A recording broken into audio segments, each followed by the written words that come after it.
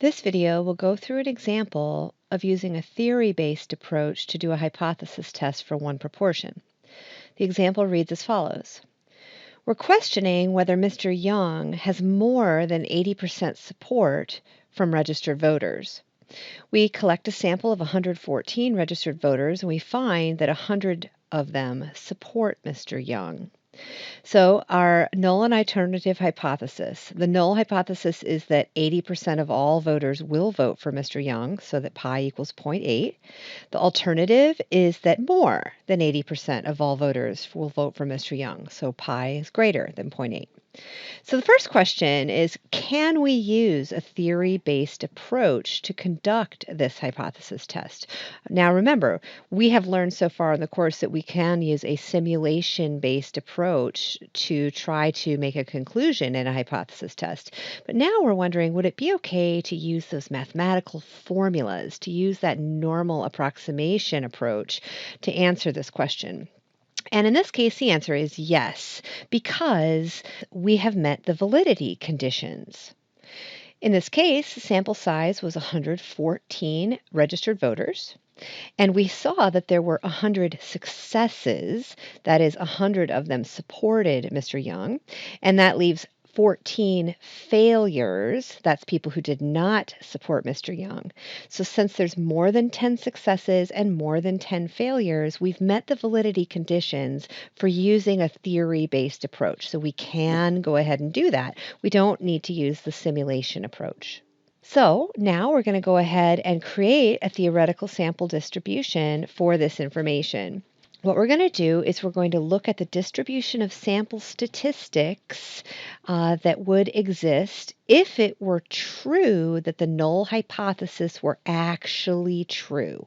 So we assume that pi is actually equal to 0.8, and we create the distribution of sample statistics that would exist if that were true. This would be the distribution of sample statistics where each sample had a sample size of 114.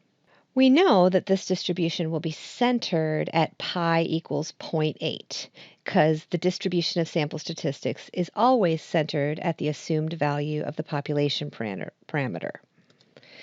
We know it will be normally distributed because that distribution of sample statistics is always normally distributed. And so all that's left for us to do is find the standard deviation of that distribution of sample statistics. That's also called the standard error. Now remember, we have a formula for this theory-based approach that tells us the standard error. The formula is the square root of pi times 1 minus pi, all divided by n. In this case, pi is 0.8, so we get square root of 0.8 times 1 minus 0.8, all divided by the sample size, which is 114. If you pop that in your calculator, you will get about 0.037. So we're going to have a distribution of sample statistics that is normally distributed, centered at 0.8, and it will have a standard error of 0.037. So here is that normally shaped distribution centered at 0.8, and then we've added chunks of standard deviation. We've added those vertical lines that represent 1 standard deviation above, 2 standard deviations above, 1 standard deviation below, and 2 standard deviations below the center. Lastly, then, it says, find the z-score and make a conclusion. So we're going to use our sample statistic to identify if our sample statistic is usual or unusual, and then use that information to make a conclusion about which hypotheses we support. So remember, we collected a sample of 114 registered voters, and we got 100 successes. This means that our sample statistic is p hat equals 100 out of 114, which is approximately 0.877. To find the z-score, we use the z-score formula, which is z equals your statistic, 0.877, minus the center of the distribution, which is 0.8, divided by the standard deviation of the distribution, which is 0.037.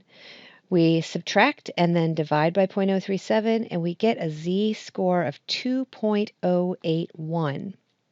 That means that our sample statistic is more than 2 standard deviations above the mean of this distribution. Our sample statistic, which was 0.877, is up here above 2 standard deviations. So it's unusual. It's 2.081 standard deviations above the hypothesized value of pi. So what do we conclude from this? Since our z-score is greater than 2, we have strong evidence in support of the alternative hypothesis. Strong evidence in support of this statement that more than 80% of all voters will vote for Mr. Young.